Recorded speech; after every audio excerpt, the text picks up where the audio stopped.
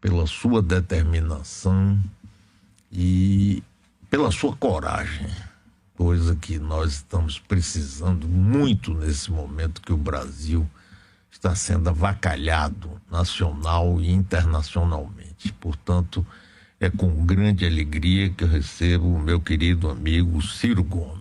Grande Ciro. Muito bom dia, meu estimadíssimo e queridíssimo amigo Mário Kertz, expressão alta do valor da gente baiana, para quem já vai também imediatamente o meu bom dia afetuoso, o meu abraço. Eu te agradeço muito, não só a hospitalidade, a oportunidade de falar com todo o povo baiano, que eu sei que está ligado aí na sua credibilidade, na sua confiabilidade, no seu compromisso nunca abalado de servir ao povo baiano em trincheira diferente. Para a perda nossa da política, você que é um líder extraordinário, agora faz a trincheira da comunicação, sempre ajudando. Obrigado a você pela oportunidade e pelos estímulos com que sempre generosamente trata o velho amigo. Muito bem, está aqui acompanhado dessa figura também admirável, Carlos Lupe, presidente nacional deste grande partido que eu tive honra de presidir aqui na Bahia na época que eu fazia política partidária. Agora eu faço política de comunicação, etc. Lupe, prazer te ver aqui depois de tanto tempo. Você só traz boas recordações. Numa época que política se fazia com P maiúsculo, com seriedade, com amor ao povo, com honradez. Olhando para você, eu lembro do líder da minha vida, que foi Leonel Brizola. Você na casa dele, lá em Copacabana, e o carinho que ele tinha por você, respeito à sua história e seu amor ao povo baiano. Aqui conosco está o jornalista e líder de programa de televisão, nosso companheiro José Eduardo. José Eduardo, bom dia. Bom dia, Mário. Bom dia ao candidato Ciro Gomes, a Lupe. Bom dia, Nardelli, a todos que estão ouvindo a Metrópole nesse exato momento, a Bahia inteira ligado aí no debate. Nossa colega de trabalho, jornalista Nardelli Gomes. Bom dia, Nardelli. Bom dia, Mário. Bom dia a todos os presentes. Um prazer estar aqui. Ciro, vamos ao trabalho. Vamos ao trabalho. Me conte aí, como é que está você, como é que está a campanha, como é que você está vendo isso. Aí agora é com você. Mário, eu acordo todo dia às 5h da manhã, agradeço a Deus o privilégio de existir e renovo em mim a energia que eu adquiri por vocação. Eu percebo a situação do Brasil como a mais grave crise, a mais profunda, a mais complexa e a mais renitente crise na nossa história. E eu aprecio a história brasileira como estudioso, mas aprecio como testemunha também. E eu não tenho a menor dúvida de que aquilo que eu estou falando não é um esforço de retórica, de discurso para tomar gravidade. É o testemunho do povo que está nos ouvindo agora. No mundo do trabalho, 70 de cada 100 brasileiros ou estão desempregados, ou estão no desalento, ou estão na informalidade mais selvagem. E o que é informalidade? No Brasil hoje são 60, 70 horas de jornada semanal, sem direito ao descanso, nem para ir ao templo rezar, não é para ir à igreja rezar, para ir ao terreiro, para fazer a sua expressão de adoração a Deus, sem férias, sem 13º, sem licença maternidade. Isso está destruindo a saúde mental do povo brasileiro. Eu que acompanho essas coisas, nunca se demandou tanto remédio psicotrópico, remédio para dormir, remédio para depressão. As estatísticas de suicídio, nós estamos no Setembro Amarelo, não é para prevenir isso. Você que tiver alguma depressão, eu aproveito aqui, não sofra sozinho, isso não é doença, isso é uma coisa que acontece. Procure ajuda, procure socorro, enfim. Nunca se teve tanto desastre. E no fim, Mário, 70 milhões de brasileiros entre desemprego e informalidade estamos indo para a velhice daqui 15, 20 anos sem nenhuma cobertura previdenciária. Isso é o ambiente do trabalho. Hoje eu abro jornais para dar uma entrevista para o Mário Kertz, um dos maiores comunicadores do Brasil. Eu tenho que me preparar. Então acordei mais cedo, fui ler todos os jornais, aqueles do mundo e do Brasil, para ver as crises econômicas, etc. Aliás, vem uma crise grave por aí do estrangeiro, não é? E aí o que está na capa do Globo de hoje?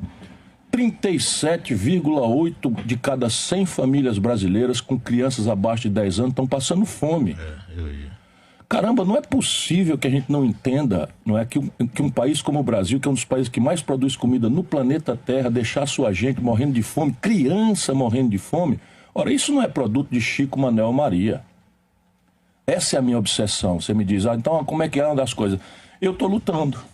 Eu estou lutando porque, na minha compreensão, com todo respeito a quem pensa diferente, eu peço a Deus que ilumine a minha palavra para tocar no coração das pessoas, mas para puxar sua inteligência. Isso não é problema de Chico, Maria ou Mané. O Bolsonaro é um desastre, mas é um desastre sem referência, na minha opinião, com todo respeito a quem pensa diferente. Eu sou um democrata visceral, é a 4ª vez que eu sou candidato a presidente do Brasil. Portanto, eu já devia ter decepção, eu já devia ter mágoa, não tenho nenhuma. Minha paixão só cresce, meu amor só cresce, meu entusiasmo só cresce. E eu estou pedindo oportunidade. Por quê? Na minha cabeça, isso é produto de um modelo econômico errado e de um modelo de governança política errado. Então, assim, Lula fez sua parte e tal.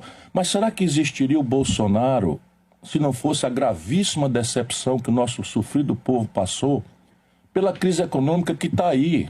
Desculpa, foi o Lula, no conchavo dele, né, que botou a Dilma, uma pessoa sem nenhuma vocação, com o Michel Temer de vice, né, para manter o mesmo modelo econômico, a mesma gente, e desastrou o país.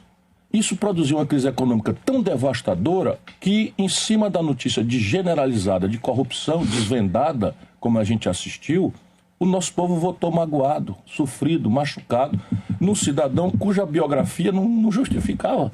Eu que conhecia de perto, fui colega do Bolsonaro na Câmara, a gente sabia que o Bolsonaro era um corruptozinho desses do baixo clero. Ele roubava dinheiro da gasolina do gabinete. Eu estou falando coisa muito séria aqui, né? Ele contratava funcionário fantasma para pegar o dinheiro, assinava o recibo, estava no bolso. Ora, como é que a gente pensa que o Bolsonaro ganhou a presidência do Brasil se a gente não tiver a humildade de entender que aquilo que foi o quê? O Lula expandiu o consumo do povo brasileiro, e essa é uma memória que ele chama todo dia, pede gratidão, mas expandiu o consumo como? Expandiu o crédito. Então, de 15% para 52% do PIB foi a expansão do crédito no Brasil. Você que está me ouvindo aí, você teve um momento de consumo e tal, só que você não leu as letrinhas pequenininhas do crediário, do cheque especial, do cartão de crédito, e enquanto o Lula fez a expansão do crédito, o juro é o mais alto do mundo. Resultado, sabe o que aconteceu? A ressaca de 66 milhões e 600 mil pessoas humilhadas no SPC. Isso não tem saída individual, ou a gente muda esse modelo econômico, Mário. E é isso que eu estou fazendo, para não compridar muito a conversa. Estou tentando pedir ao povo brasileiro que, antes de votar, guarde suas paixões, guarde seus ódios no coração, porque política a gente tem que fazer com o cérebro, com a inteligência. Por quê? Porque senão a gente cai na lambança dos políticos. Entender a doença. Exigir que todos os candidatos proponham soluções práticas, concretas. Porque que a gente está sofrido, gosta de ouvir, comigo vai voltar tudo ao tempo do bom e tal. Isso nunca aconteceu. Percebe? O Brasil tinha 300 mil pessoas presas quando começou esse modelo. Hoje nós temos 1.200.000 pessoas. Se botarmos os mandados de prisão em aberto, quando você vai olhar em quem são essas pessoas, tudo jovem, negro, pobre das periferias do Brasil. Uma política absolutamente estúpida. Não quer dizer que a gente é a favor de botar todo mundo na rua, não. Mas o primeiro crime desses 800 mil garotos não foi nenhuma violência, Mário. Foi cair na droga, cair na distribuição da droga, na ilusão consumista de pegar um tostão ali para comprar um tablet, para comprar um tênis, que fica esse compre. Isso tudo tem que vir à tona para a gente discutir. E eu estou propondo uma saída para isso. Ciro, agora, fantástica essa explicação sua, essa visão sua. Você sabe que eu acompanho você há muito tempo e vejo, inclusive, que você é uma pessoa que conhece profundamente o Brasil, estudou profundamente o Brasil e não chega assim com aquelas propostas, vamos fazer acontecer. Você tem um projeto, inclusive, tem um livro, projeto para o Brasil e tudo. Agora, como furar? Aí é a pergunta que fica assim, batendo na cabeça. Como furar o bloqueio dessa disputa que ficou entre dois candidatos, Lula e Bolsonaro? Se eu fosse me render à minha humildade, eu devia lhe dizer, não sei. Não sei, francamente, como fazer isso. Mas como eu não gosto de perplexidade, eu sou da luta, o que eu estou pensando em fazer? A minha parte.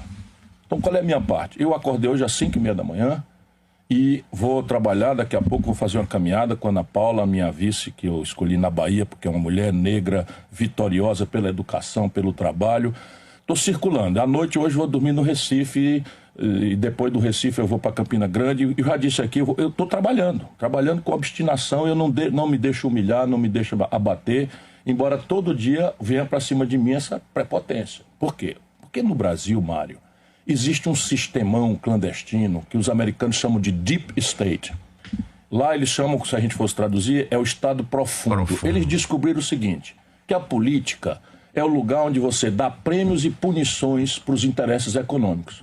E, portanto, ao invés de ir diretamente para a política, eles ficam no bastidor e tentam constranger a política a mais do mesmo. Quer dizer o quê? Que o Lula e o Bolsonaro é a mesma coisa? Não. Qualquer imbecil sabe que o Lula e o Bolsonaro são pessoas completamente diferentes. E eu não sou tão bobo assim, eu sou só um bobinho. Então eu também posso começar dizendo, o Lula e o Bolsonaro são pessoas completamente diferentes. Perfeitamente. Estamos entendidos? Estamos entendidos. Agora, o que é que está por Deep State? O que é que está por trás dos dois? Rigorosamente o mesmo modelo econômico e o mesmo modelo de governança política que herdaram do Fernando Henrique, que, por sua vez, sistematizou aquilo que o Collor, de forma truculenta, quis impor ao Brasil, que é uma perversão internacional chamada neoliberalismo, com políticas sociais compensatórias. Vamos à prática, o que é isso? É o seguinte, eu pego o sistema político todo e transformo a corrupção numa ferramenta central, porque a obra humana é falha. Todos nós somos pecadores em potencial, só Jesus, né, filho de Deus, é que podia ser considerado uma pessoa absolutamente intransigente com o pecado. Mas ele ensinou para nós que o perdão e a compaixão devem ser a resposta. Ok, está tudo certo, todos nós somos pecadores, não é disso que eu estou falando. Eu estou falando é de que a corrupção transformou-se numa ferramenta central do modelo de organização da política no Brasil. Quer ver? Vamos ver aqui na caricatura. Qual é o partido do Bolsonaro? Primeiro, qual é o discurso que elegeu o Bolsonaro? O discurso que elegeu o Bolsonaro foi a denúncia da corrupção do PT. Você que está me ouvindo aí, meu irmão, puxa na cabeça um pouquinho, ou votando ou não votando, o Bolsonaro só tinha um discurso, que era moralizar o Brasil, acabar com a corrupção, a ladroeira, etc. E uma resposta tosca, que ele dizia, eu não entendo de economia, eu chamo o Paulo Guedes, que é meu posto econômico, mas eu vou racionalizar a economia brasileira, vamos retomar o desenvolvimento. Esse é o discurso do Bolsonaro, tirante as maluquices, as peculiaridades do Bolsonaro. Pois bem, quem é o partido do Bolsonaro? Para a gente ver na prática, quem é o partido do Bolsonaro? Chama-se PL. Quem é que preside o PL? Valdemar da Costa Neto. Quem é o Valdemar da Costa Neto? O Valdemar da Costa Neto é o cara a quem o Lula deu o DENIT para roubar e ele foi condenado e preso. Eu não sou um caluniador, foi condenado, preso e condenado, né, pelo escândalo do Mensalão. Ou seja, o Valdemar Costa Neto era parceiro e sócio do Lula e agora vira chefe do Bolsonaro, que se elegeu denunciando a corrupção do Lula. Aí você diz assim, mas Ciro está exagerando? Não, então vamos lá. O Lula não teve o devido processo legal, o Sérgio Moro trocou os pés pelas mãos. Quantas vezes eu denunciei isso em público? Nunca deixei de fazer a denúncia da malversação do direito, da justiça pelo Sérgio Moro. Porém, eu estou na Bahia. Me desculpe, irmão, deixa eu entrar aqui para você saber o que eu estou querendo dizer. O Lula entregou o Ministério da Integração Nacional, que eu ocupei, e uma vice-presidência da Caixa Econômica para o cidadão baiano chamado Gedel Vieira Lima. Passa o tempo, o Gedel Vieira Lima é preso e condenado porque foi pilhado com 51 milhões de reais em dinheiro, naquelas malas de dinheiro, num país em que 38 de cada 100 famílias com criança abaixo de 10 anos está passando fome. Essa é a minha energia motriz. Olha, pode chover canivete, eu vou brigar até a morte para livrar o Brasil dessa situação e o povo, abençoado por Deus, que decida na sua liberdade. Com quem que o Lula está hoje aqui na Bahia? Sabe, o Lula foi para a cadeia porque houve um grande escândalo de loteamento corrupto da Petrobras. Quem são os ladrões da Petrobras? Eunício Oliveira, líder do PMDB no Senado, não é? A quem o Lula deu um contrato de R$1 bilhão, sem licitação, sem concorrência, e o Eunício virou um corruptor e tal. Com quem que o Lula está agarrado hoje no Ceará? Eunício Oliveira. O Lula fez a gente ir para a rua brigar, e eu não fui por causa do Lula, fui porque achei que estava em marcha um golpe no país, tirando uma pessoa honrada que desastrou o Brasil, mas ele não era corrupta, a presidenta Dilma. Pois bem, eu demiti do emprego super bem remunerado da CSN e fui para a rua brigar. Pois bem, quem presidiu o Senado que fez o golpe? Renan Calheiros. Com quem que o Lula está agarrado hoje em Alagoas? Com Renan Calheiros, sabe? Que tinha na Transpetra a roubalheira da Petrobras. O que eu estou tentando provar é que esse modelo de governança política é o mesmo. Se você pegar o Roberto Jefferson, ele tá um cara preso, foi caçado agora, porque fez a defesa agressiva do Bolsonaro contra as autoridades do Supremo Tribunal Federal. Esse cara detonou o escândalo do Mensalão. Do escândalo do Mensalão, foi ele que detonou. Meu irmão, vá na internet e pesquise. Por quê? Porque o Lula deu os correios para ele roubar. Só que esse cara vem de ter defendido o Collor na sessão do impeachment. Vocês não estão vendo? Ou a gente muda isso, e sabe, eu tenho uma forma de mudar isso, ou repetir a mesma coisa vai dar na mesma coisa. Só que o Lula agora está com 76 anos. Deus o preserve com saúde, eu quero, sabe, o bem de toda a humanidade. O Lula é um velho amigo de 40 anos. Quantas vezes eu já ajudei o Lula, mas o Lula, lamentavelmente, se corrompeu, cansou. E está fazendo o quê? Fazendo o que ele fez, botando Michel Temer com a Dilma. O que ele botou? Botou o Geraldo Alckmin na vice. E aqui está a explicação. O que o grande sistema quer fazer? Obrigar a que o modelo econômico continue mesmo. Deixa eu pegar aqui um número para não cansar vocês. Nos últimos 12 meses, de junho a junho, o Bolsonaro botou no bolso dos banqueiros 500 bilhões de reais. R$500 bilhão. Isso a imprensa não vai dizer para o povo. Porque, por regra, salvo esses espaços, não é que regionalmente comunicadores independentes como Mário Ketz nos permitem, mas não sai nas manchetes. 500 bilhões de reais. Só para o brasileiro médio da Bahia só saber, 500 bilhões de reais de juro no bolso do banqueiro é quase o dobro do que o Brasil, no mesmo período de um ano, gastou com saúde, educação e segurança pública. Junto os três, que são as prioridades do povo, nós aplicamos 300 bilhões de reais. Mas assim, o Bolsonaro está fazendo isso? Ih, rapaz, vamos ver como é que foi no Lula. O Lula, no período dele, esse é o problema do Ciro Gomes estar no debate, é que eu gosto de usar a inteligência do povo. Se eu estiver enganado, que Deus me pague e me dê saúde para eu continuar lutando e dizer aos meus filhos, eu não me vendi, eu não me rendi, e os meus netos terão orgulho de que um dia um arqueólogo, quando for fuçar os escombros de uma ex-nação chamada Brasil, acho que alguém vai me encontrar ali lutando. Pois bem, o Lula transferiu para os bancos, no período do mandarinato dele, 4 trilhões com T de tapioca e 88 bilhões de reais. Quer dizer o quê? Que ele não olhou para o pobre? Não, olhou. Eu faço o cálculo. No mesmo período, o Lula transferiu para os pobres 332 bilhões de reais. Foi 4 trilhões para os bancos, 330 bilhões para os pobres. Como nunca ninguém tinha feito nada pelos pobres no Brasil, esse pouco que ele fez pareceu muito e ele fica puxando a gratidão do povo eternamente. É o mesmo candidato desde 89. Aí não é possível a gente imaginar que fazendo a mesma coisa vai dar resultado diferente. Como é que ele passa esse dinheiro para os bancos? Juro. Então veja, aí as pessoas também... Como é que passa o dinheiro para o banco? Quando eu pago o salário de um médico, é fácil da gente entender. Saiu o dinheiro do cofre, foi no contra-cheque, o médico pegou o dinheiro, botou na conta dele, pronto. Aí o professor ganha R$3.200 de piso, R$3.300, passa o contra-cheque. Como é que passa para o banco? O Banco Central do Brasil, neste modelo econômico que está aí, foi feito autônomo. Ou seja, você pode eleger o presidente do Brasil, mas o presidente do Brasil não manda mais na autoridade que diz a taxa de juro. Aí o Banco Central faz uma reunião de 3 cavalheiros, os 3 vendidos para o sistema financeiro, estão lá dentro para fazer esse serviço, e aí eles aumentam a taxa Selic. Como é, homem? Que diabo de palavrão é esse? Tenho nada com isso, fale outro assunto, seja mais simples, seja mais popular. Não, peraí.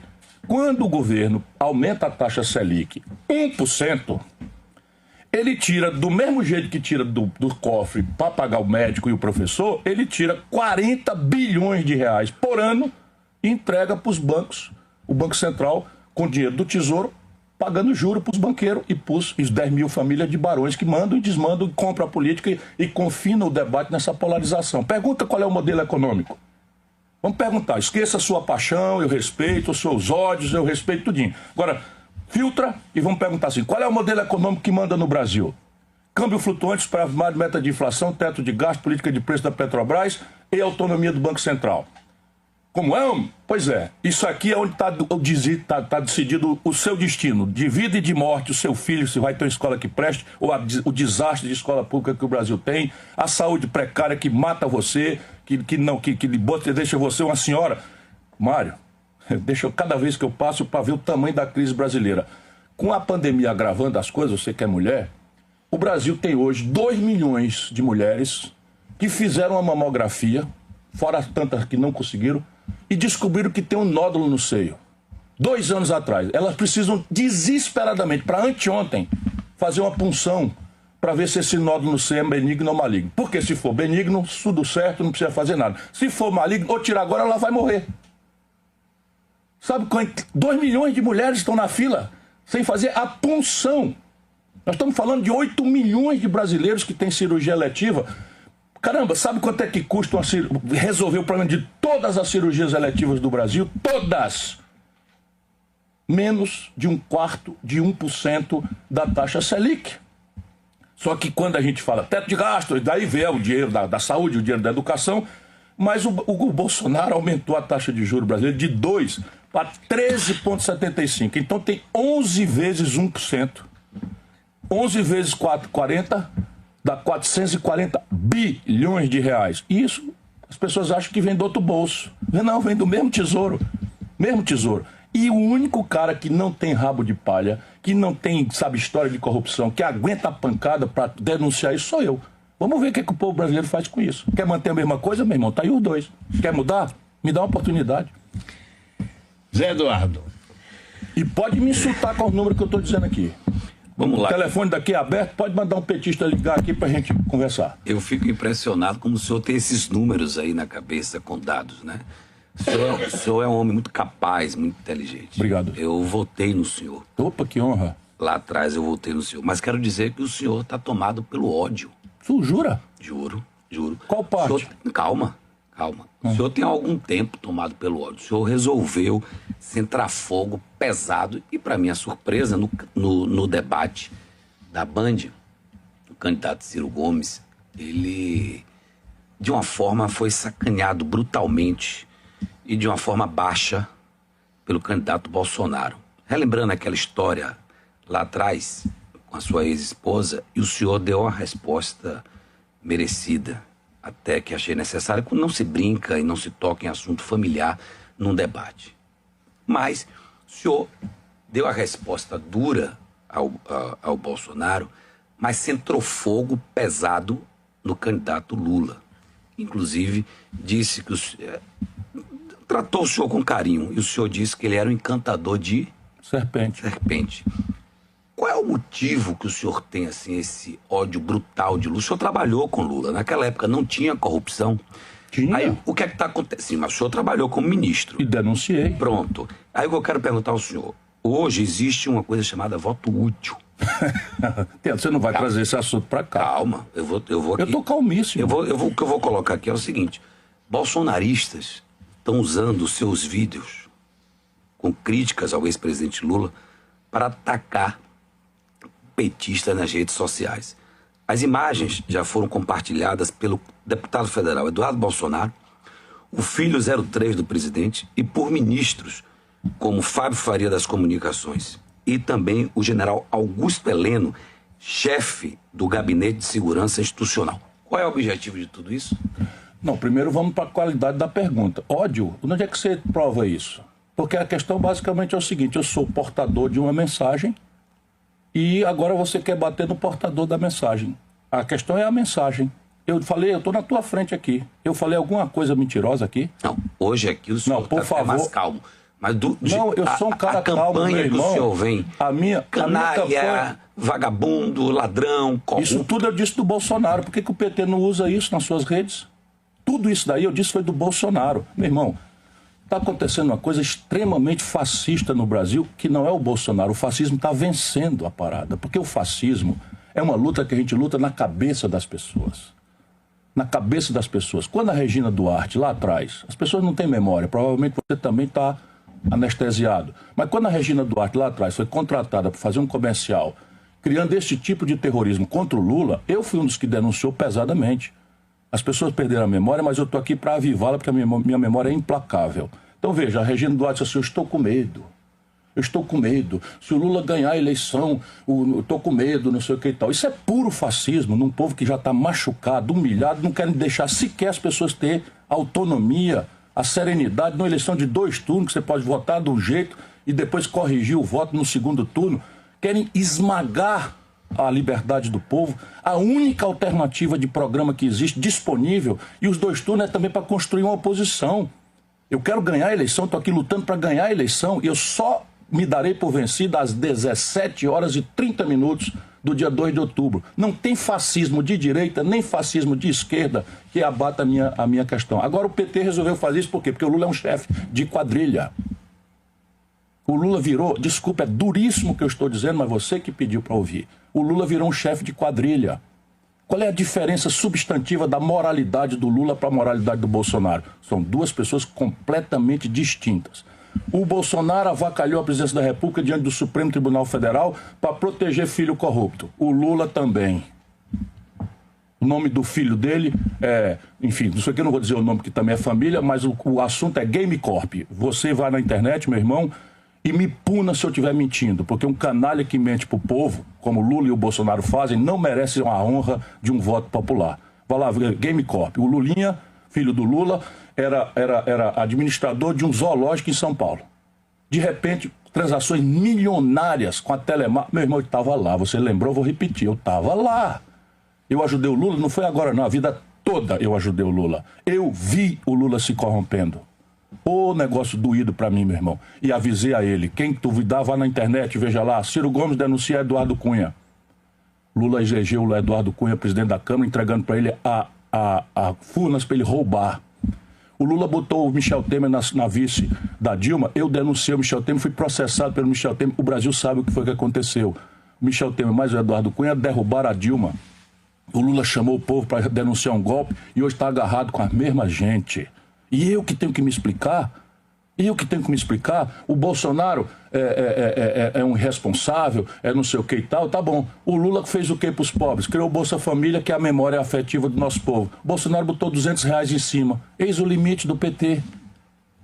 Então agora isso é esquerda, você cevar o sistema financeiro. Anote outro número aí.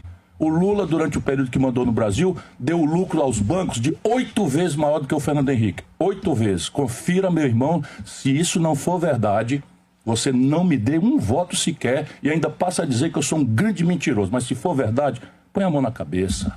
Põe a mão na cabeça. Porque assim, eu sei que você é um jornalista e está trazendo o assunto para mim. E eu vou repetir o assunto. Eu não gostaria de fazer isso. Agora, no debate... O Bolsonaro partiu para cima do Lula e denunciou corrupção. O Lula avacalhou-se, o Brasil inteiro assistiu. Foi falado de números de economia, não respondeu à denúncia de corrupção. Vocês não estão vendo o monstro que vocês estão criando? Ou a pergunta é, existiria o Bolsonaro, um deputado pilantra do baixo clero, sem proposta de nada, se não fosse a contradição moral e econômica do lulopetismo? Não existiria o Bolsonaro, você está condenando o meu povo. Sabe o que é que o Lula faz? Chama o nosso povo de gado. Chama o nosso povo de fascista. Agora, chamou os eleitores que não são com ele de Ku Klux Klan. Sabe o que é Ku Klux Klan? É uma organização neonazista, racista dos Estados Unidos. Isso é o que o Lula faz com quem não é devoto dele. Mas isso não estou preocupado com a biografia, a não ser pela sua pergunta. Olha o que ele está fazendo, 76 anos de idade, com a saúde debilitada, está trazendo Geraldo Alckmin para o poder no Brasil. Por isso é que o sistema está com ele. Vocês estão elegendo, esses que estão descuidados com essa memória, vocês estão elegendo um cara reacionário que foi repudiado pelo povo de São Paulo, que conhece ele de perto. Sabe, pergunta para o povo da periferia de São Paulo o que é que foi feito com a meninada pobre, negra, a violência policial, sabe, o nazifascismo da conduta do governo do Alckmin lá. É esse homem que o Lula está trazendo, depois de passar 25 anos chamando esse cara de ladrão. Ô, meu irmão, qual é o ódio? Tem algum ódio aqui? Bata no carteiro, mas lê a carta. Lê a carta. O que está escrito na carta? Tem alguma mentira no que eu falei aqui, meu irmão? Você está me acompanhando. Ok, você é dono do seu voto. Tem uma memória a fazer, mas eleição é um contrato para o futuro. O Lula é uma bola de chumbo amarrando no passado. E isso é o que nós estamos decidindo. Quer votar no passado? Boa sorte, irmão. Que Deus abençoe a você e a sua família. Eu estou aqui lutando para prevenir um desastre. Sabe onde é que eu estava em 2018? Nesse mesmo lugar aqui. O Lula mentiu para o povo que era candidato de dentro da cadeia. Você tem que me dizer, eu estou enganado, eu estou mentindo? O Lula mentiu para o povo dizendo que era candidato, explorando o carinho, a generosidade, o amor que o nosso povo tem por ele, justo e merecido. Eu estava lá, ajudei o Lula durante 30 e tantos anos. Aqui está uma pessoa sofrida com o que eu vi acontecer, de se destruir uma liderança popular que se vendeu para o sistema. Virou um cara vendido para o sistema e vendeu a gente, nós todos. Por quê? Porque qual é o compromisso do Lula? Vá no Google, faça essa pesquisa. Você que é um jornalista importante. Lula se compromete de manter a diretoria do Banco Central de Bolsonaro. Sabe o que é isso? Aquilo que nós estamos falando. O juro, o câmbio, os impostos, tudo está entregue à diretoria do Banco Central do Bolsonaro, que pertence ao grande sistema financeiro. E o Lula está comprometido hoje de manter isso. Aproveitando o quê? Que o povo não tem direito de saber o que é o desdobramento disso. E está prometendo que não vai entregar, porque agora tem teto de gasto, sabe, teto de gasto com status constitucional. Eu lutei a vida toda contra isso. O Lula está conciliado com o Geraldo Alckmin, que defendeu isso. A política de preço da Petrobras, vocês pagam hoje na Bahia o diesel mais caro do Brasil. Por quê? Porque o Bolsonaro vendeu a Landulfo Alves por metade do preço. Quem denunciou isso foi o PT? Não dá para denunciar, porque no que o Lula abrir a boca, eu falo em Petrobras, a turma diz ladrão, petrolão e tal. Esse é o problema do Brasil. Só quem não tem o rabo preso sou eu, meu irmão. Então, ok, diga qual é o meu motivo. É paixão, é ódio, ok. Mas lê a carta. Nardelli Gomes quer fazer uma pergunta a você, Ciro. Ciro, o Brasil vive hoje uma crise moral sem precedentes. E quando eu falo isso, eu nem me refiro a escândalos de corrupção, porque esses têm precedentes. Eu estou falando de um comportamento do povo brasileiro que, se antes era contido pela moralidade, tinha vergonha de se mostrar racista, machista, misógino e homofóbico, hoje se sente autorizado pela figura do presidente, que é assim, e quase que tem orgulho de ser assim. Se as eleições fossem hoje, Lula seria o presidente do Brasil para o próximo mandato. Ele disse aqui, em primeira mão, inclusive a Mário, que será um mandato só, até pela sua idade. Mas esse comportamento do povo brasileiro, Bolsonaro saindo da presidência, não vai voltar para o armário. Então essa crise moral que a gente vive, você falou há pouco em futuro, é uma crise que vai se estender. Como é que você visualiza um próximo processo eleitoral, saindo Lula não estando mais num próximo cenário, numa eleição seguinte, lá em 2026? Como é que você vislumbra a gente poder trazer um pouco mais de moralidade para esse país, que agora se sente orgulhoso de ser misógino, racista, homofóbico? E como é que você se encaixa nesse próximo processo, tentando trazer de volta a moralidade para esse país, o respeito pelas pessoas? A inteligência da sua pergunta traz para o velho professor a cimento da resposta. Só pelo exemplo. Porque todas as leis brasileiras em vigor reprimem a homofobia, reprime a misoginia, reprime o racismo, mas nós temos um presidente da República que é um beócio, criminoso, né, que disse que a filha que nasceu era fruto de uma fraqueza. De uma fraqueza. Eu não gosto nem de reproduzir isso, não, porque eu também já reproduzi cultura machista. 20 anos atrás eu ri, eu fiz uma piada, não sei o que e tal, me penitencio por isso, mas eu aprendi com isso. É que nós vivemos numa sociedade que tem um legado patriarcal, machista, numa sociedade que é racista, e a gente tem que todo dia aprender, todo dia se penitenciar. O Bolsonaro não faz isso. Mas, de novo, o Lula é uma pessoa diferente do Bolsonaro? É, profundamente diferente. Qualquer imbecil sabe, e um bobinho aqui como eu sabe também. Mas o Lula tem um punhado de coisas desse mesmo tipo e não se penitencia por nenhuma delas. Eu vi agora a nossa querida amiga Marina Silva. O que eles fizeram com a Marina é o que estão querendo fazer comigo agora. Puro fascismo. O fascismo já ganhou. Sabe, a mistura de mexer com a religiosidade do povo para tirar a liberdade das pessoas de votarem pelo emprego, pelo salário, pela aposentadoria, fica com temas morais, etc. Quem aperfeiçoa isso é o identitarismo lulopetista. Então só tem uma saída para o que você está falando. Eu estou me despedindo das eleições nessa eleição agora. Por quê? Porque se eu for eleito, eu acabo com a mãe de todas as ladroeiras no Brasil, que é a reeleição. Quando meter a reeleição no Brasil, acabou-se qualquer possibilidade de decência, sabe, de espírito público, de compromisso com transformações do país. Porque o presidente se elege, a oposição vai fazer tudo para ele não acertar, e ele vai fazer tudo, inclusive vender a alma para o tal centrão, como o Lula fez, como o Bolsonaro fez, como o Fernando Henrique fez, como o Michel Temer fez, como o Collor fez, e todos foram caçados ou presos. Ô, irmão, para um pouquinho para pensar. Para um pouquinho para pensar. Nós elegemos o presidente Collor, Fernando Henrique, Lula, Dilma, Michel Temer e Bolsonaro. Os 6 ou foram para cadeia ou foram presos. Ou quer dizer, ou foram para cadeia ou foram caçados. Os 6 ou estão desmoralizados. Isso não é possível que a gente não chega nunca à conclusão de que o modelo é que está errado. Que por esse caminho a crise é certa e profunda e definitiva e está matando a nação brasileira. Eu estou tentando. Então qual é o caminho? Agora abro mão da reeleição e na outra, se eu não for eleito, também chega para mim. Então chega para mim, por quê? Porque, sabe, tem uma hora, eu estou entrando 65 anos de idade, devotei a minha vida inteira a esse país, não tenho fortuna, não tenho empresa, abri mão de 3 aposentadorias, sabe, nunca fui processado por corrupção na vida, nem para ser absolvido. E eu me pergunto às vezes, vale a pena? A população brasileira votando, não é, porque o sistemão está produzindo isso na cabeça do nosso povo em 2 corruptos? Vale a pena? Ou você dá exemplo a partir da presidência da República, ou não tem lei que resolva o problema brasileiro. E é isso que eu me proponho, ser um exemplo. Se o exemplo é bom, vota em mim. Se o exemplo não é bom, se você acha que vai ensinar para os seus filhos que roubar tudo bem, vota aí. Tem o Lula, tem o Bolsonaro. Os 2 são corruptos. Ciro, você disse que são diferentes.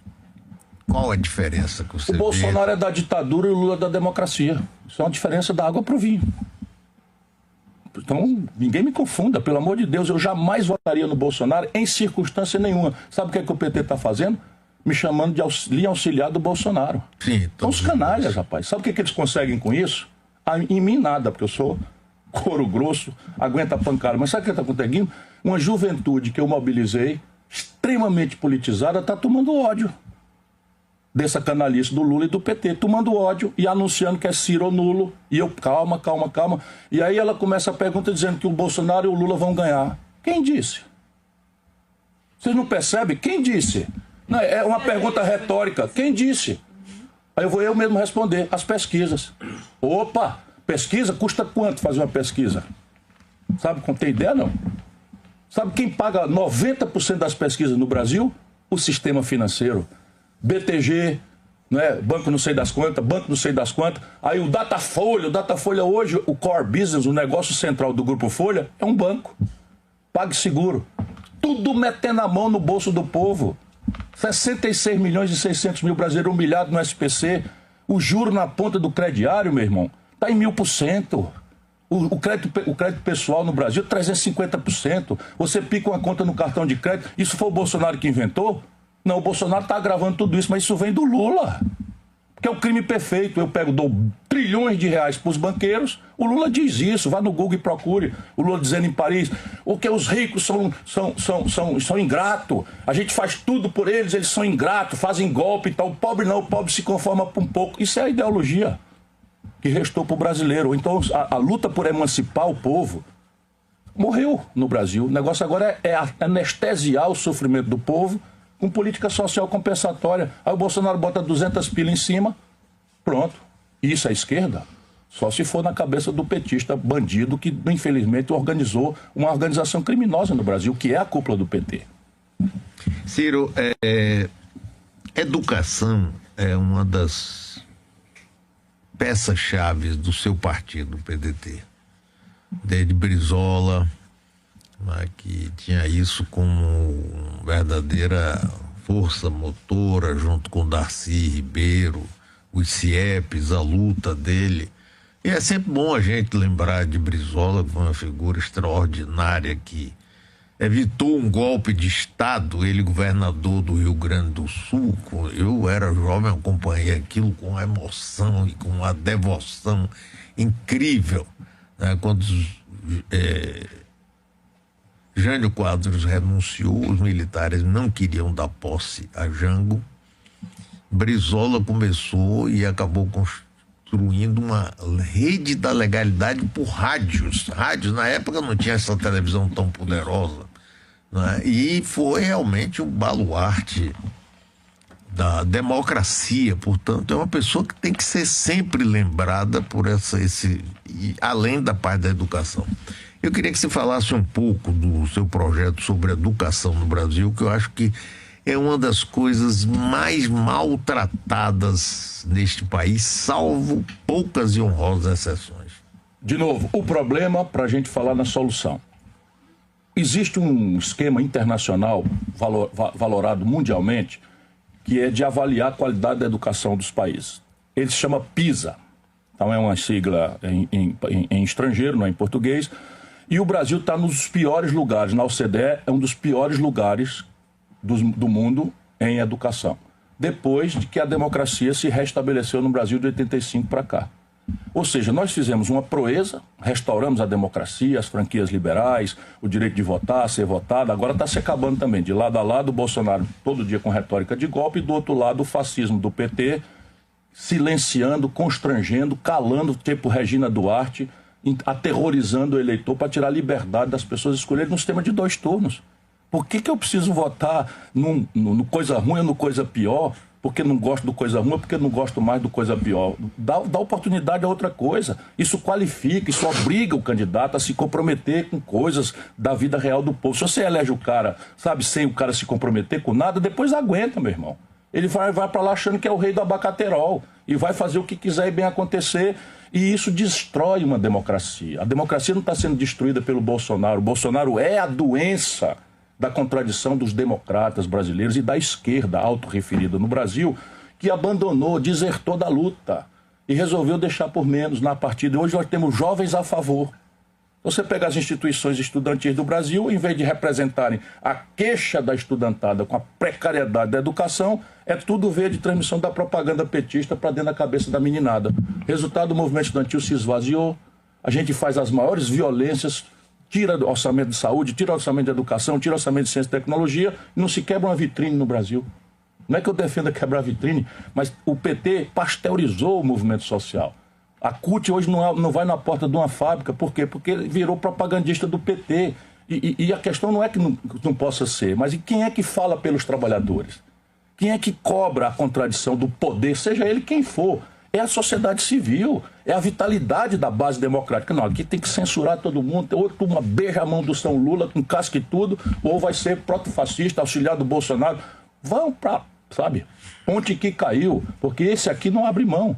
Eu não vergo a espinha, eu não tenho nada, conta nenhuma a dever. Quer ver quem foi mais pelo Lula aqui, dessa turma todinha? Fui eu. Pergunta qual foi o petista que se expôs como eu para defender a Dilma, para defender o Lula. Sabe qual foi o único estado do Brasil que deu 2/3 dos votos contra o impeachment? O meu Ceará.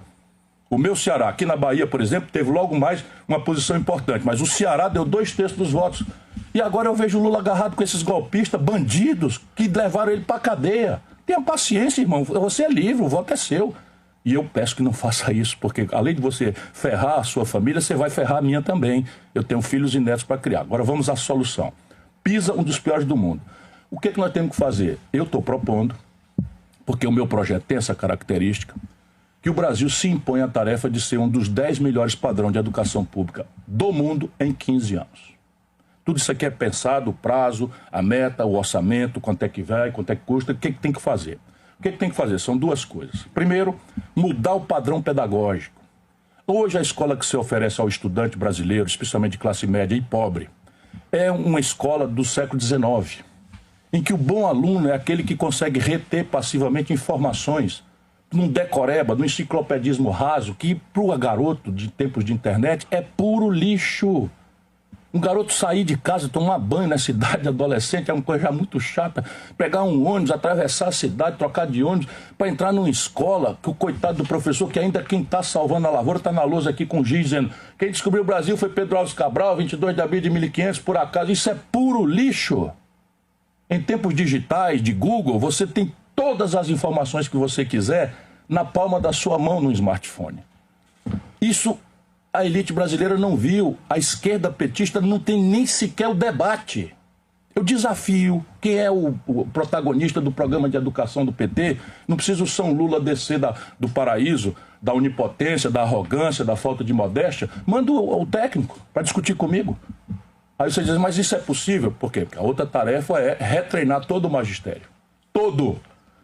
Não significa pouca coisa, não. Tem que retreinar todo o magistério. Para isso, eu preciso remunerar o magistério de forma minimamente razoável.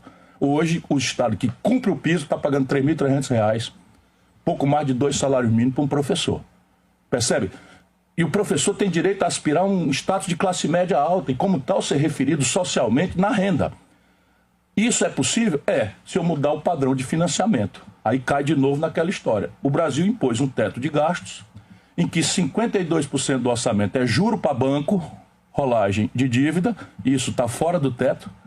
29% dos 48% que sobra é previdência social, em que 2% de privilegiados, generais, ministros, etc., levam 50% de todo o benefício, e sobra 25 bilhões de 4 trilhões e 800 bilhões para investimento. Anote aí o número, meu irmão. O São Lula, que parou no tempo e no espaço, ele não tem a menor noção da fraude eleitoral que ele está fazendo, pegando a burguesia e convencendo, porque não falta material. O Bolsonaro é um desclassificado. Ok? É um classificado. Então eu pego o Satanás do Bolsonaro, A burguesia está na dela, é rentista, também está com dinheiro na renda fixa, e a grande tarefa do Brasil é derrotar o fascismo. Aí pronto, nós vamos derrotar o fascismo. Qualquer um de nós derrota o Bolsonaro. Bota isso na cabeça, qualquer um de nós derrota o Bolsonaro. Não é? O que acontece, entretanto? No dia seguinte que a gente derrotar o fascismo, tem um Brasil, terra arrasada, para governar. Sabe o que diz o teto de gastos com status de Constituição? E só eu me levanto contra isso, porque a banqueirada quer guardar o dela com status constitucional. É o seguinte, eu só posso gastar se eu for revolucionariamente eleito pelo povo brasileiro, contra tudo e contra todos, contra o sistema, o que é tarefa absolutamente histórica se acontecer, e eu vou buscá-la. Só Deus e o povo brasileiro vão me tirar dessa luta. Pois bem, eu estou obrigado a gastar o que o Bolsonaro gasta, mais 6% de inflação. Esse é o debate. E isso é status constitucional, eu só mudo isso se eu conseguir 3/5 do Congresso Nacional. Vocês acham que nós vamos ter 3/5 do Congresso Nacional com essa despolitização do debate? É absolutamente fraudulento, porque o banco tem no mínimo metade do Congresso. Quem passou o status de autonomia do Banco Central foi o Bolsonaro com o Lira no Centrão. Sabe quando? Em plena pandemia. Uma votação virtual, e os tribunais avacalhados estão, deixaram passar isso sem uma reflexão. Então é isto que é o problema do Brasil. E aí você diz assim, como é que muda o padrão de financiamento da educação? Tem paciência? Só para as pessoas saberem que tecnicamente a solução é simples. Vamos lá, eu corto 20% das renúncias fiscais que a democracia brasileira, Fernando Henrique, Lula, Dilma, fizeram fazendo favor para Barão. Neste país, um cidadão que tem uma motocicleta paga 4% de IPVA para rodar numa motocicleta com um caixote de aplicativo nas costas. O dono desses iates, lanchas e tal, que estão aí no porto de Salvador, aqui, não paga um puto. Percebe? O IPTU de São Paulo, de um mês, é o equivalente ao que o Imposto Territorial Rural do grande latifúndio, do agronegócio mais lucrativo do mundo, recolhe por ano no Brasil. Isso foi o Bolsonaro que fez? Bolsonaro é da direita. Bolsonaro é um fascista. Bolsonaro é um bandido. Ok, quem fez isso foi o PT. O PT fez isso, anestesiando o povo com política compensatória e transformando o Brasil num paraíso fiscal dos super ricos. Eu, Ciro Gomes, fui ministro da Fazenda. Cobrei imposto sobre lucros e dividendos. Só o Brasil e a Estônia não cobram. Quem fez isso foi o Bolsonaro? O Bolsonaro é um canalha. Quer que eu diga mais o quê do Bolsonaro? Mas quem fez isso? O PT.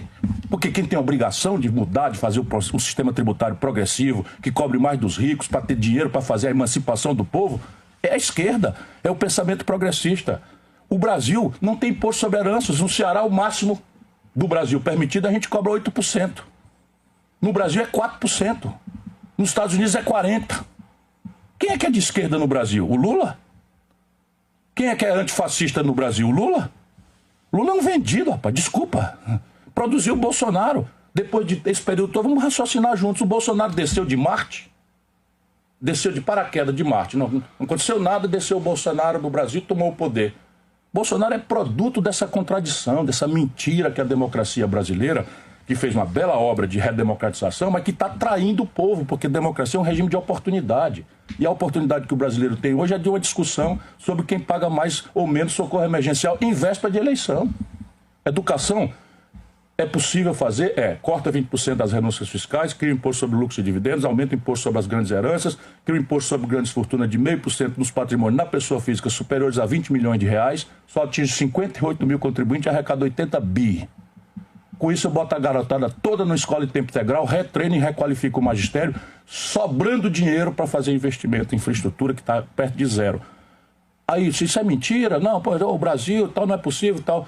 Irmão, dê uma olhadinha nos indicadores de educação do Ceará, um dos estados mais pobres do Brasil, cravado no sertão do Nordeste, 80% do território, um afloramento de pedra no semiárido, sabe?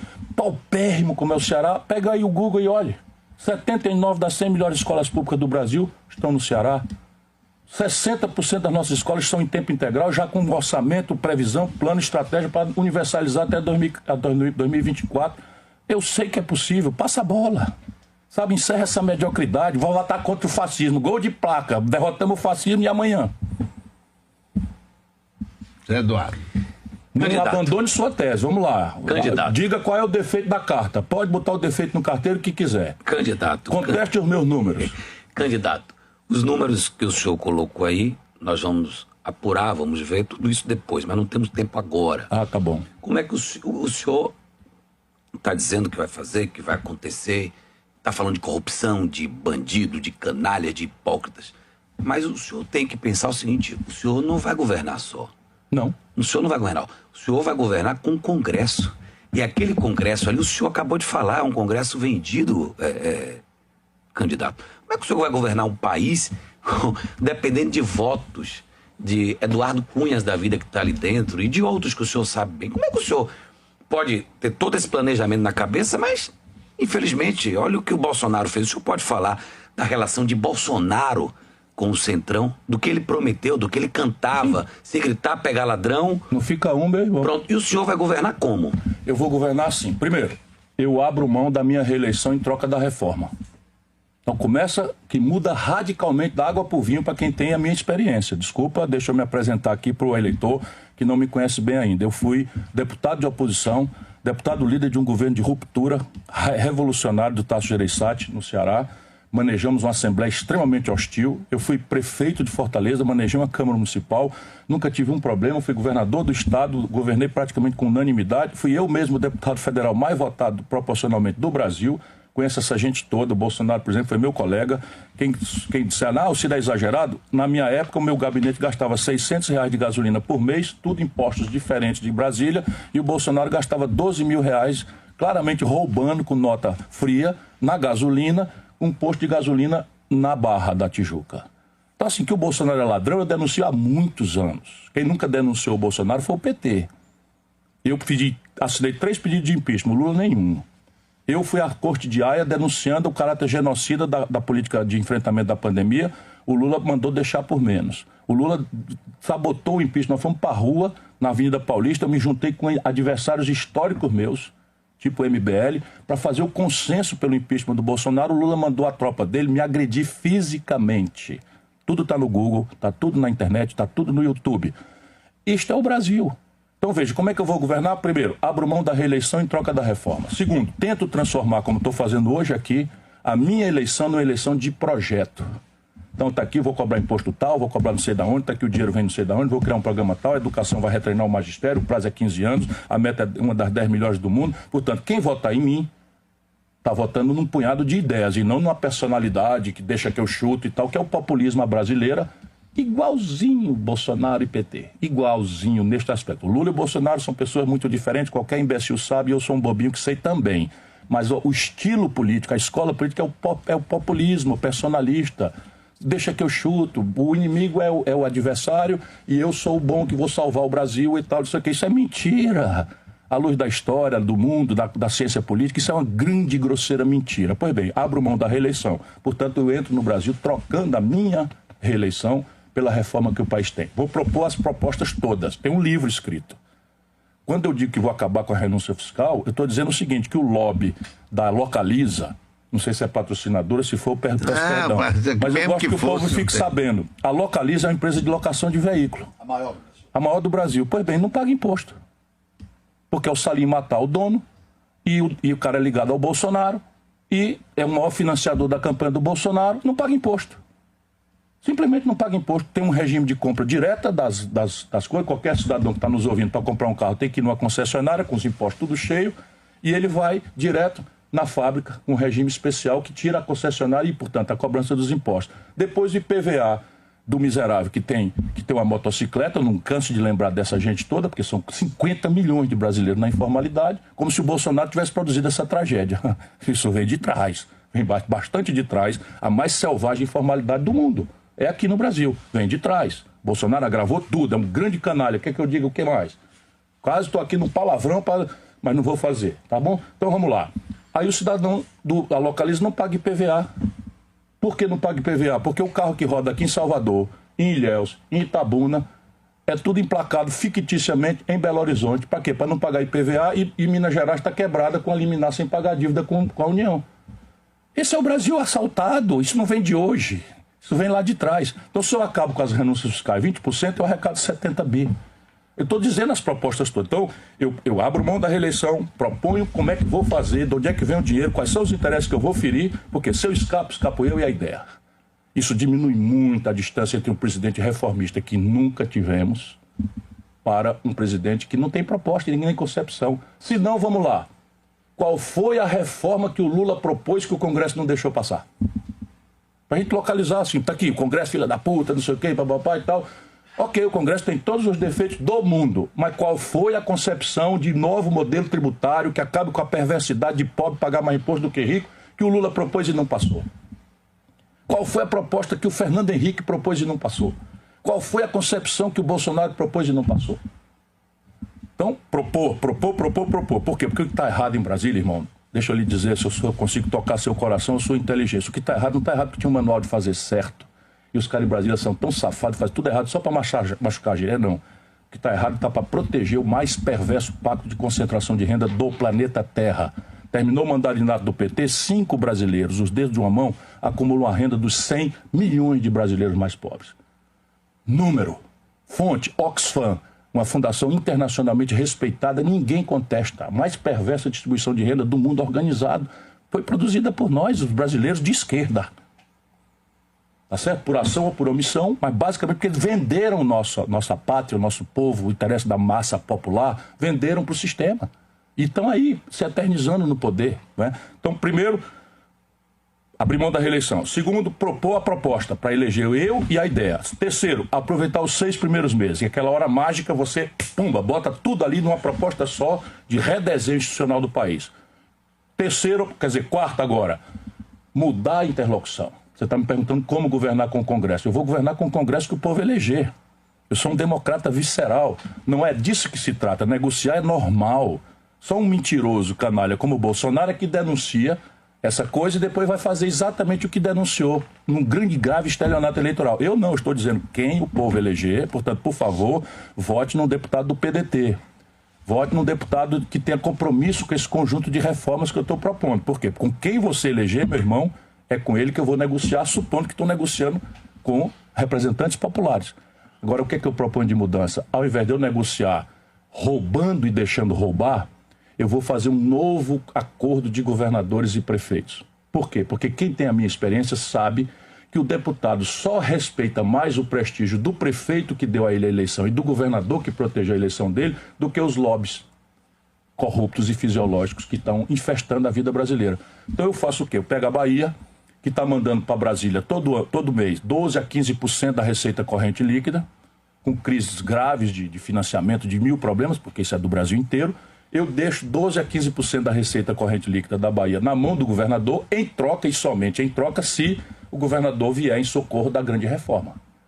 Só para você ter uma ideia, sabe quanto é a dívida consolidada dos estados e municípios, toda junta? 600 bilhões de reais. É muito dinheiro? É. Sabe quanto é a dívida pública do Brasil? 7 trilhões e 500 bilhões de reais. Portanto, a dívida dos estados que oferecem saúde, segurança, educação para o povo, infraestrutura, é menos de 10% da dívida do país. Qual é o problema de eu pegar o parte vincenda nos meus 4 anos, capitalizar isso para o futuro, ou seja, você não vai mais pagar essas prestações, vai ficar 12% a 15% na sua mão, e eu vou pegar essa dívida, não vou a perdoar, vou botar ela no fim do contrato. Coisa que o Supremo está fazendo com liminares. Ou seja, é uma coisa prática, para quem sabe do ramo, para quem tem compromisso. Quem é que não gosta disso? Os bancos. Por quê? Porque na hora que eu fizer isso, eu vou estressar o tal superávit primário. E eles não querem que o povo entenda o que é. Então é o seguinte, superávit primário é o seguinte, todo arroxo na saúde do povo, todo arroxo na educação, todo arroxo no investimento, mas deixa o dinheiro do banco livre. Aí comigo acaba. E aí os governadores e prefeitos vêm em socorro de uma grande e generosa repactuação do acordo político brasileiro. E por fim, e somente por fim, eu tenho que ter um fusível. O que persistir de impasse depois dessa intensa negociação, eu mando a foto popular direto. Plebiscitos e referendos como previsto na Constituição Federal. Ciro. Olha se isso não é uma proposta. Se não, vai saber, sabe o quê? Collor caçado, Fernando Henrique desmoralizado, o PSDB nem disputando a eleição tá, Lula na cadeia, Dilma caçada, Michel Temer na cadeia e Bolsonaro desmoralizado. Vocês não estão vendo que por esse caminho não dá certo? Eu vou tentar esse outro. Ciro, infelizmente. Ora, claro, eu já falei que só o homem da cobra hoje aqui. Eu quero agradecer muito. É muito bom estar ao seu lado, ouvir você. Eu minha admiração por você é grande, Obrigado, você sabe obrigado. disso. E eu desejo para você muita sorte e essa energia sua. Às vezes eu fico cansado só de ver sua movimentação. Deixa eu agradecendo a você, aos ilustres jornalistas que me permitiram, né, expressar aqui até às Senador vezes. Jacques Wagner, daqui a pouco aqui. Um forte abraço para ele, né, e que ele conteste os números. Não fico falando da minha motivação, não, porque pouco me importa. O que é que importa para o povo se a minha motivação é essa, aquela outra? A questão é que a minha carta tem que ser lida. Em 2018 ele apostou no senhor na chapa Sim, majoritária, eu não sou foi? amigo, eu sou amigo dele, sabe? Sou amigo do Rui, sou amigo de muita gente. E o Wagner sabe. Então sabe o que é? Sumiram com o Gerson Gabriel. Eu conheço todo mundo. Sabe, eu estava lá, eu ajudei. Eu me afastei foi por isso.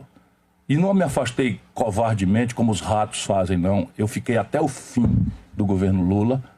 Todo dia, às 7 horas da manhã, eu estava lá para esconjurar o golpe que se levantou contra o Lula. E quando acabou, nunca mais quis saber de ficar perto, porque eu vi a M que ia dar. Cansei de avisar o Lula que ele ia parar nessa coisa que ele acabou parando.